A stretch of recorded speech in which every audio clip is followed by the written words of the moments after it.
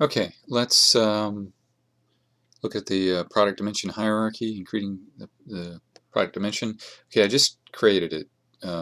Just ran through the wizard and added this, and it automatically pulled in the subcategory and category snowflaking. So I haven't touched the rest of it. Okay, so let's look at this. Now, one thing you'll notice is that we selected the English product category name and the product subcategory name, but we also have the category key and the subcategory key.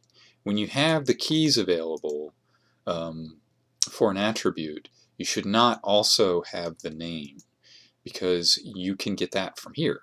So let's delete these.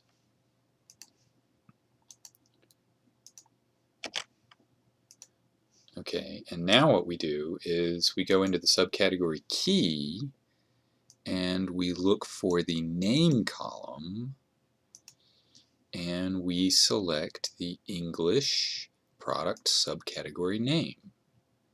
So now that will show for that, and we can do the same thing for the product category key. That should be the English product category name. And let's see, we've already done that for the key. When we loaded the table, it asks you for the name.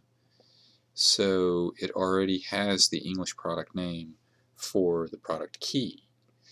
And now we can make this more user-friendly. We can get rid of the key here, because that's what the user's going to see, and the user's not going to see the key, they're going to actually see the category.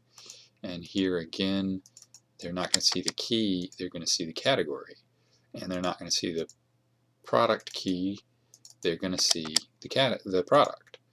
Okay, now another thing we might do is we don't want them to actually slice the data based on cost, but we want them to be able to see the data. So we unchecked the browsability when we actually created the dimension in the wizard. So that's why this is hollow and not solid like these are. So that's something we could have turned off in here. That is attribute hierarchy enabled, and I think that's just it. Okay, I'm gonna have to go back and find that. Anyway, let's build the hierarchy. So we start from the parent down to the child, and so the parent here, we're building a category hierarchy, so we start with category, and then we come down to subcategory, and then we come down to product. And let's create another hierarchy. We're going to do color by size. So now what we want to do is we want to actually define the relationships. Okay, now this actually looks perfect because we're going from child to parent, child to parent. That looks good. And these are unnatural. Size and color do not have a natural relationship. These do. So you want these to just point back to the child like that.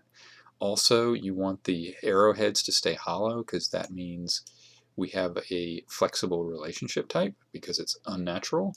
But these are actually a natural hierarchy, meaning that the child does not appear in more than one of the parent. In other words, we don't have a subcategory that's in more than one of the category. We don't have a product that's in more than one of the subcategories. So in this case, we want to create a relationship type that is rigid, create a relationship type that is rigid. Now, if someone does in the future add a product to more than one subcategories, this will now fail when it processes. Those require that the data be in a natural hierarchy state.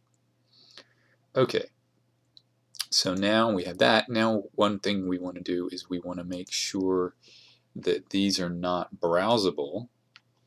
So what we want to do is we want to say enable hierarchy visible to false, so that now the user will only see the hierarchy. They won't also see the attributes. Okay, now let's process.